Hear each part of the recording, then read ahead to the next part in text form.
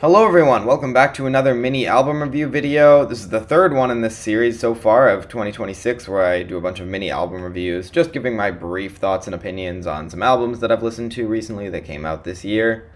And yeah, it's early in the year, but I've already made 3 of these videos so far, so hopefully I can keep this up throughout the year. So far, I feel like I've been doing a pretty good job of keeping up with new music releases, and also just keeping the ones that I want to keep brief, like there's certain albums that just don't give me a whole lot to say and I just don't really find them that interesting, so I just won't say that much.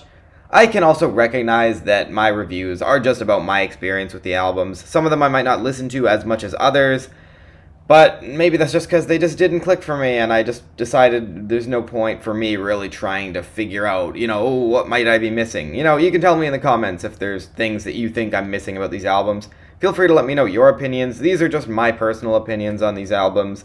Sometimes I do come across as a little bit negative, I think, with certain albums, and again, it's just me, it's just what I think of these albums. Music is completely subjective at the end of the day, and I'm just here to tell you what I think. So, with all that being said, I got 10 albums to talk about right now, starting with... I remember discovering Dry Cleaning in 2021 amidst a surge of critical acclaim for post-punk bands who put out albums that year, like Squid, Shame, Ice Age, and Black Country New Road. Now, unfortunately, Dry Cleaning's debut that year was not one of my favorites of those albums, and revisiting both it and their 2022 follow-up, I still don't love them. They're not bad, it just felt like they were trying to be weird and quirky and random in ways that didn't really click for me, and the music often felt like it was going in circles. And unfortunately, we got pretty much the same thing here. I like some of the concepts of, like, the cruise ship designer on the song of the same name who clearly doesn't like his job, as cool as it sounds on the surface, or the opening track inspired by the idea of trust during a physio session, even though you kinda need that context to understand the lyrics. And there are some other good lines here and there, possibly my favorite being, "I constantly think there are spiders on me and around me. I enjoyed your gig, even though I thought there were spiders all over me." But look, the first complaint I have here is, unfortunately, that I'm just not that big a fan of Florence Shaw's vocal delivery. And yeah, I get that that's kind of the point, to have a punk band where the vocals are much quieter and softer and not nearly as intense. But for a band where the emphasis is on the unique lyrics and song topics, why make it sound so dull? I don't know, I'll never really understand that. And I just don't find the instrumentation all that compelling. Yeah, I like some of the riffs here and there, like on Rocks, which has some nice intensity, as well as on the opener, Hit My Head All Day. But once again, it just kind of feels like it's going around in circles. Maybe I'm just totally missing something, but this record did not captivate me at all. And especially with moments where the production sounds so weirdly hollow and also oddly overwhelming, like Blood, with its weird emphasis on overpowering percussion, I just lose my patience for an album like this. There's a few good songs which are enough to kind of save it, but it only really bumps it up to a 6 out of 10, and I don't think you're missing much if you skip this. But I also realize Dry Cleaning are just not for me, so maybe I'm completely wrong about all of this. So here's a death metal album from a band I hadn't heard of before this came out at the start of this year, and let me once again remind everyone that I'm not much of a death metal fan. No, I don't hate the genre, it's just that the vast majority of it I hear just makes me go, it's fine, and shrug it off. And then I just forget it ever came out, and a lot of it just blends together for me. But I will admit this Pest album intrigued me a bit.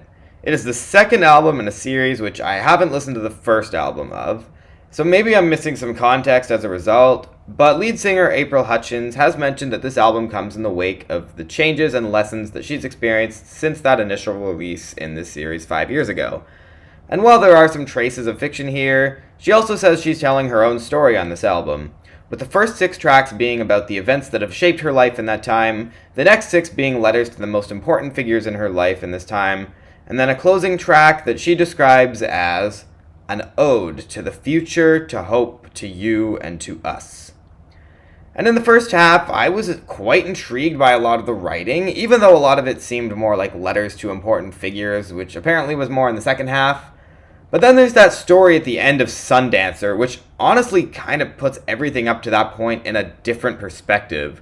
A story which I'm assuming is probably true, about April partaking in a hobby last summer of meeting with strange men and performing oral sex on them and filming it, in large part for nostalgic reasons to try and recapture the magic she felt back in the day when she made porn. And when it leads to unexpected moments of tenderness, she noticed the things these men were saying about her, compliments. And it wasn't about them, it was about her. She ends this story with the line, "For once in my fucking life, let one thing that I do be about me." Yeah, that was a powerful moment on this album. And then after Introjection, which is a borderline ambient piece which has a bunch of people making statements of wisdom and or meaning of life type things, I can't quite think of the right word to describe this kind of introspection. We go back to death metal on The Spider, and continue with that sound for the most part, as we get lots of sad, haunted love stories, including Sacred Angel, Bleeding Angel, which goes to some really interesting places lyrically that I was not expecting. And honestly, I really like the lyrics on the closing track about appreciating every moment that we're alive and the unique view on God's unknown possible existence, even though I really wish that track didn't sound like ass. And look, while this album has some really fascinating storytelling, including some strong messages of putting in effort to make the change you want to make for yourself, that resonates with me this year, it's also very hard to follow along. I do think she tries a little bit too hard to show off her vocabulary at points to this album's detriment. And the bigger issue for me is, well, it's a death metal record. I'm not really a huge fan of a lot of the vocals, and I would have loved more emphasis on melody or atmosphere rather than just constant heaviness. Yeah, I've heard worse in the genre, but still, some parts of this album are actively annoying to listen to. So overall, it's one of those albums where I really like the lyrics, but I just can't fully love the album as much as I'd like, because the music itself is usually very mediocre to my ears, if not outright bad.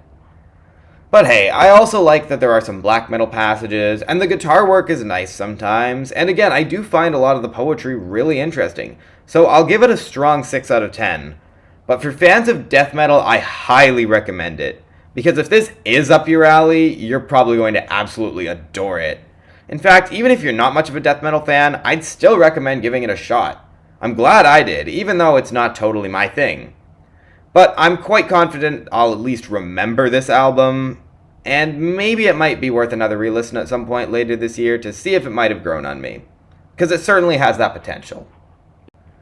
So I remember seeing this band's name online for a long time now, going back probably at least 5 years. And honestly, I don't know if I've even listened to one of their albums until now. I think I had them confused with a bunch of other acts, and I couldn't really remember anything about them other than that they made that weird disappearing album thing in 2021, which I never really understood. But anyway, I looked up this band, knowing they've gotten a lot of critical acclaim, and I saw that they consist of Chronix, Cleo Soul, and producer Inflow, the latter of whom I remember had that big controversy regarding former Sault member Little Simz, who's made a big name for herself, often considered one of the best rappers right now. And look, while I don't know much about the situation, from most of what I've heard, it sounds like most people are taking Little Simz' side, and probably justifiably so. But again, I don't really know much about the situation, so I'm going to put that aside for now and review the album. And on the topic of the production, this actually sounds really nice. The crisp drums pair really well with the gorgeous bass timbre. Some really good bass lines here, by the way. And not only are the vocals really strong, but they're quite well produced as well. And honestly, aside from that, I don't think this album has a whole lot going for it. Yeah, there are some good string melodies and occasional moments where the impressive arrangements make for some very pretty music that is nicely layered and melodic, but a lot of these tracks just feel too similar to each other without much in the writing that makes me want to go back to it. Lyrically, it mostly feels pretty cliche. Yeah, some attempts at uplifting moments here and there, but it doesn't mean it's interesting, and sometimes the vibe of the music can be a bit of an awkward pairing with the specific lyrics on this album. Not in a terrible way, but definitely in a way that pushes this album a little more toward mediocrity. Don't get me wrong, this isn't a bad album by any means, but even running for only 36 minutes, this feels like it drags on and doesn't need a lot of this material. And even if you just cut it down to the best parts, I'm not sure it's really worthy of a lot of replay value. So for me, it's a 6 out of 10, and I really don't think you're missing that much if you skip it. Some parts of the album might grow on me a little bit if I do go back to them, but I would not count on it. It's mostly pretty, and not much more. A little over 2 years ago on my blog, when I reviewed Madison Beer's second studio album, Silence Between Songs, I predicted she'd eventually hit the Billboard Hot 100. No, not a particularly crazy prediction, I know, but still, I do feel kind of proud of myself for getting that right, even though we probably all knew it was coming, and it's also not specifically what I said in the review, but I said she'd have a mainstream breakout, and I think hitting the Hot 100 counts. But anyway, I assume you all know who Madison Beer is by now, whether you've listened to her music or not. And from what I remembered, I didn't really like her 2021 debut Life Support, and I thought her 2023 album was just a slight improvement. And after revisiting both albums in full this year, I still feel that way.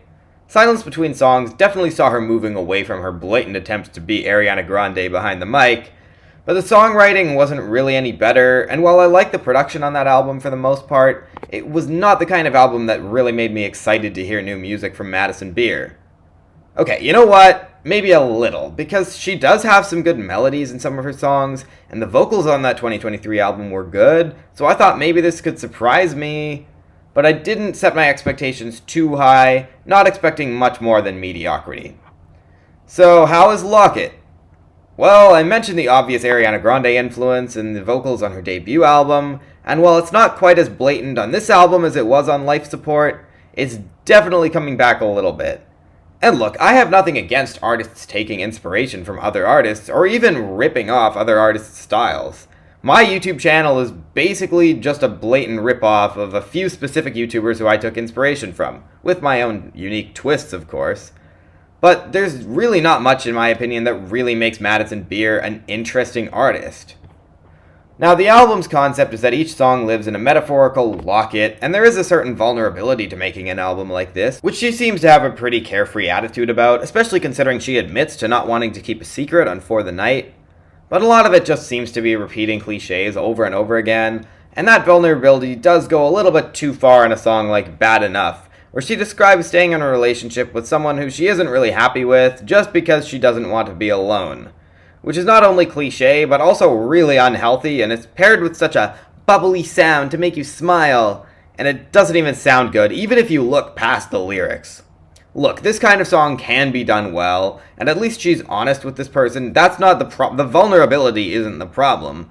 But not only is it really cringy with the main idea of, yeah, I have low standards, but it's not enough to let my baby go.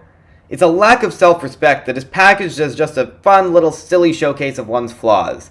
In other words, that song is legitimately bad.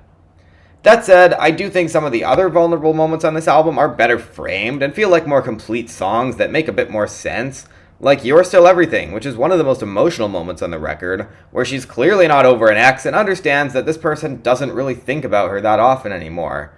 And Healthy Habit seems to be very much aiming for relatability, where she sees certain habits as unhealthy, but still can't help but be pulled to at least consider repeating them. Maybe not even recognizing them as habits, even though she knows deep down that they are. And the album actually ends with an interesting sentiment where she decides not to spend all her time fixing all her problems and staying comfortable with the fact that life isn't perfect and we're all constantly facing challenges no matter what.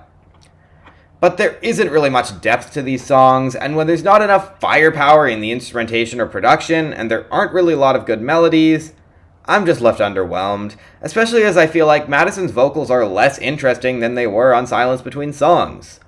And while I like the breathy vocal production of Healthy Habit, and the low-key club vibes on Yes Baby and Make You Mine, there's also a lot of moments where this feels overly wonky, like the overpowering glitchiness of Complexity, or the really messy drum-bass pair on Bittersweet, where the snare just feels like it hits a wall and falls. And again, the album's generic. It's not particularly memorable or interesting, and while most of it is okay, I think it's a step back from Silence Between Songs, which really was more an album that showed potential than anything, rather than being anything particularly good in its own right.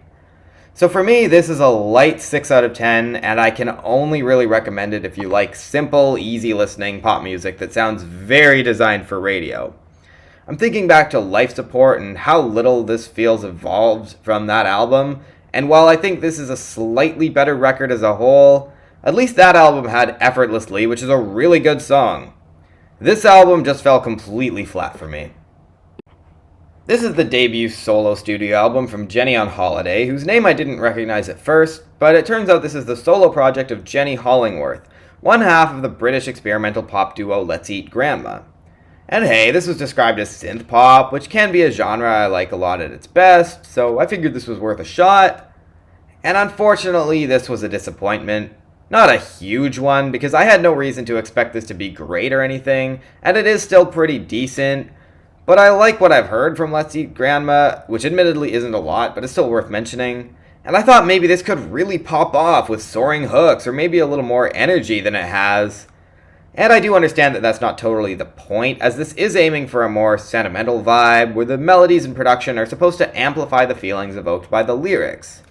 But not only does this find itself in cliché territory a little more often than I'd like, but when paired with typical dance pop sounds and the pure brightness of the vibe, even if the melodies are slightly melancholic, it leads to a weird middle ground where I can't tell if I'm supposed to be dancing or crying.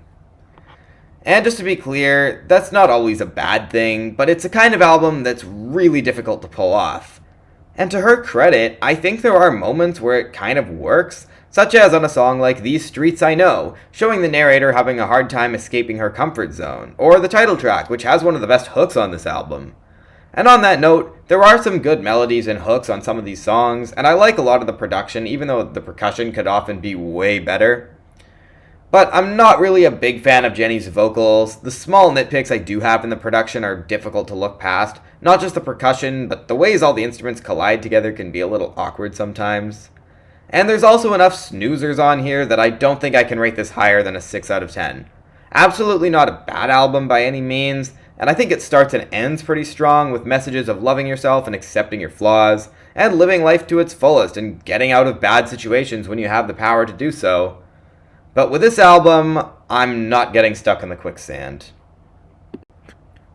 So here's a Japanese pop band whom I'd never heard of until this came out, although after looking them up I noticed they've been around for a while, since the 1990s, and actually got a decent amount of attention for their music in their early days, even though nowadays they seem to be mostly forgotten by the general public. At least I think that's the case. I have not seen this getting a lot of attention. But anyway, I thought I'd check out this album, and well, it's certainly funky, but it's not really impressing me, and sometimes it can get a little bit obnoxious, with a weird production texture with some oddly, almost warbly instrumental timbres, and the instruments come together in a strangely watery way which oversaturates the attempted smooth production vibe. And unfortunately, there's not a lot about these songs that really make them stand out in a positive way. Most of the lyrics are in Japanese, with a few of them in English, and when I looked at the translations, well, at least they're creative, with some very unique song topics, which I unfortunately think turn out kind of cringy. Maybe it's just a problem with the translation, I'm not sure. But for example, there's a song dedicated to Japanese toilets, and another song about a fake date being used as practice. That one was kind of weird. And I just can't get behind this. I'm pretty sure they think this is all way more charming than it actually is. And again, when paired with the production complaints that I have, it leads to a really underwhelming album. I like the layered arrangement on Curious About Your Weekend, which also has some good melodies. Lemonade is one of the moments where the production actually sounds really nice, and I really like the vocals and drums on that track. And I guess the very simple Reflection versus Regret was kind of pretty. But other than that, yeah, it's a headache of a listen. I would not recommend wasting your time on this one. Maybe check out the songs I listed as my favorites in the description, but the album is really mediocre. Only really saved by a few moments which made it more listenable. 5 out of 10 for me. You might like it more. There's a strange part of me that can kind of see the appeal of an album like this, but I did not like it. So I'll admit, I've never been the biggest Creed fan, even though I enjoy the memes about that band, and I do find some of their hit songs quite catchy, and I might revisit their albums at some point, because I do remember liking some of them. But I especially have been unimpressed by their spin-off Alter Bridge, who have been active for over 2 decades. I mean, I'm sure you all know this band by now. And here we have their 8th studio album, and while I didn't really do a full deep dive to fully form opinions on each individual album up to this point, I did listen to all 7 Alter Bridge albums to prepare for this review, and I think my favorite was Fortress, but even that album was merely good and not great in my opinion. So I'll be honest, with this, their first album in over 3 years, I didn't have high expectations. I mean, this brand of hard rock has never really been my thing, and it's a kind of music I don't really know the word for. I guess it's whatever you get when you combine alternative metal heaviness and riffs with the power metal vibes and aesthetics. And I've heard so many albums like this that completely fall flat for me. And unfortunately, we have another one here that doesn't really give me anything to say. This is generic, uninteresting hard rock on an album that lasts for over an hour. The mixing doesn't give these songs any power, the melodies are usually uninteresting, and the lyrics are just cliches on cliches on cliches. Despite the attempts at sending strong messages, the songs just don't feel like they're saying that much of anything at all. And Miles Kennedy sounds like he's trying way too hard to take command of these songs vocally, which personally, I just don't think he does well at all. I think if he'd just adjusted to the vibes of these songs, it could have turned out okay, but instead it always just sounds like he's trying to stand out way more across this album, and it just ends up being kind of obnoxious. So overall, there's a couple good melodies here and there. Trust in Me probably has the best hook on this album, even though I wish there was more to it. And some of the guitars have a little bit of impact in certain moments. But then you get a song like Scales Are Falling, which is a mess sonically and sounds so blatantly generic and overdramatic to the point of being low-key kind of insufferable. And honestly, that kind of represents the album. I don't hate it, but I cannot recommend it. It's a 5 out of 10, and that's about everything I expected it to be. And yet, somehow I still feel disappointed. Here's an ambient project I saw getting a small amount of critical acclaim based on the small amount of ratings I saw. And I've heard so much instrumental ambient music in the past few years that I forget that ambient music can have vocals, which this album does. Now, the Bandcamp description for this album simply just says, "I'm not crazy, I swear I am being followed." And the lyrics on this project definitely show serious themes of being followed or being watched, like there's an entity that the narrator can't get rid of, which eventually turns out to be a stalker. And honestly, my first thought is, I hope the artist in real life is okay. But I am also well aware that this may or may not be about real experiences.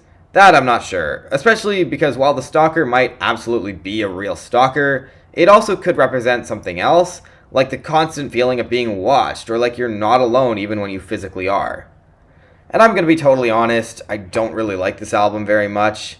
Yeah, she's a good storyteller, and again, the way it's left open to multiple interpretations is quite well constructed in the writing, but musically, I don't think this album really has much going for it, where the individual ambient timbres kind of awkwardly collide to create some odd textures, and there's not much in the way of melody or atmosphere. The lyrics kind of take center stage, which could make sense except for the fact that the music almost feels more distracting than anything.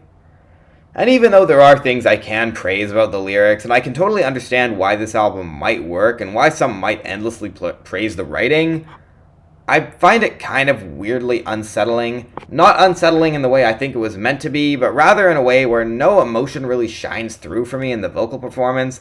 And again, I find the music pretty boring and dull, and thus it all comes together, and when I look at the lyrics, well, again, I can praise the lyrics more objectively speaking, but that doesn't mean I personally found a whole lot in them that puts them in a tier beyond, hey, this is pretty good, at least for me.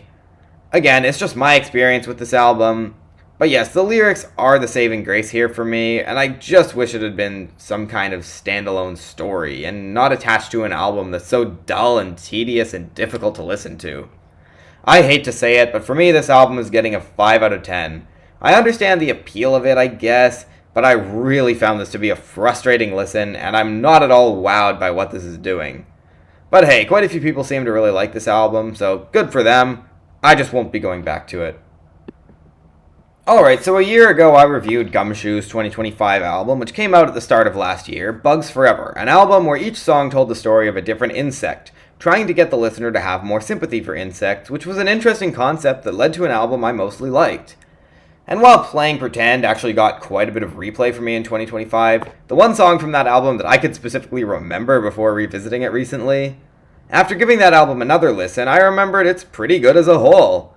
No, I wouldn't say it's great, but it does have a lot going for it, with pretty solid production, good melodies, and again, a good lyrical concept, which maybe could have used a bit more lyrical detail and descriptiveness to really humanize the characters in a way, but it still felt pretty potent regardless. And when I reviewed that album, I mentioned the artist's tradition of releasing an album at the start of each year, and that continues here with album number 5. I'll admit this is only the second one I've listened to, but I had a pretty good feeling going into this one. An album with 9 tracks, 9 different people having the exact same thought in the exact same moment in the same city, and they're all alone, with each song focusing on one of these people, their isolation, and the things they need in order to change their lives for the better.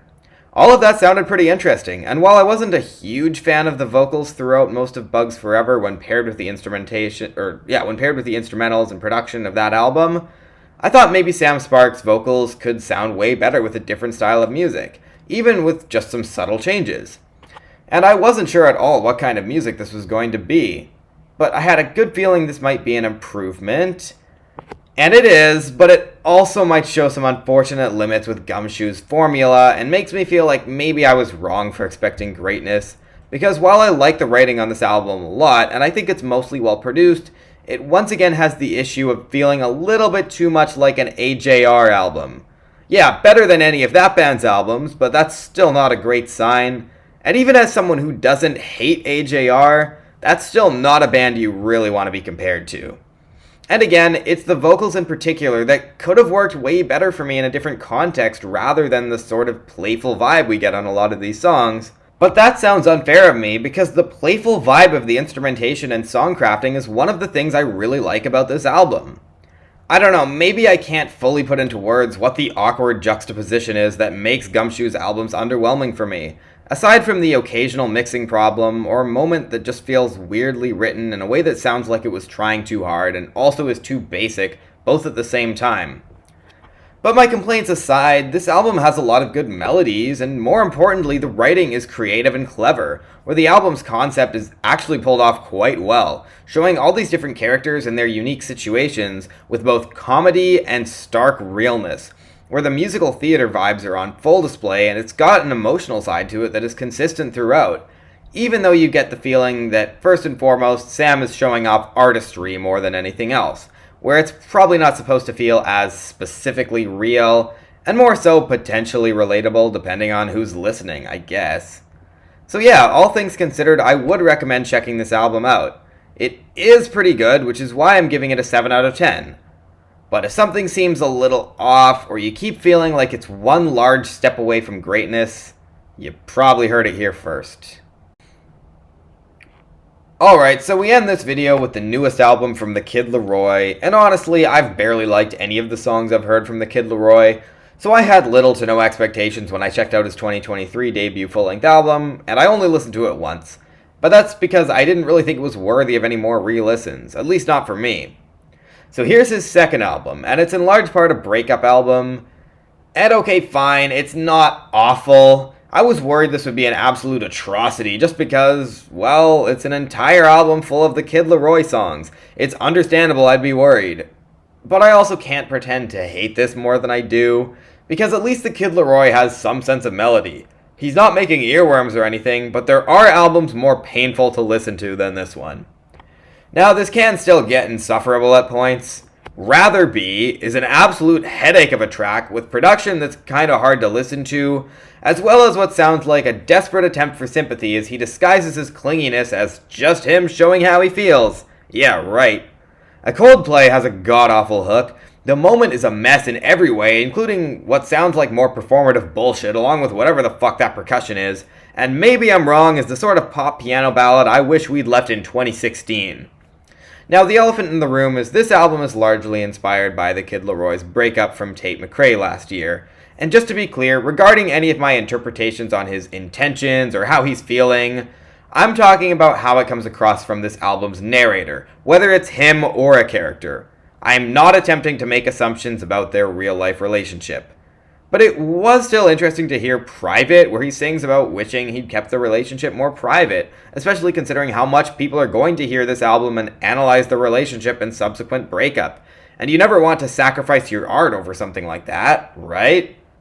Well, the album's still not any good. The vocals are whiny, the auto-tune kills the emotion, the production is often bad, there's multiple bad samples and interpolations, the percussion has little to no impact when it isn't actively being annoying, and it just feels like the lyrics are going in circles. But I also know it's a typical music critic thing to talk shit about the Kid Laroi's music, and I don't really need to pour gasoline on the fire. Because while this is a 4 out of 10, I cannot pretend to be angry at it, and I'm probably going to hear worse albums in 2026, so why get worked up about this one? Alright, thanks for watching. That was a lot of disappointing albums. Not really a lot in terms of quality, in my opinion, but maybe you found something in some of these albums that I didn't, so feel free to let me know what you think in the comment section down below. Again, these are all just my personal opinions.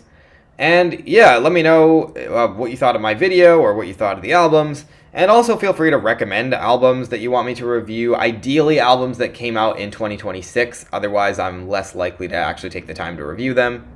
But I think that's it for now. Thank you for watching. I will see you all later.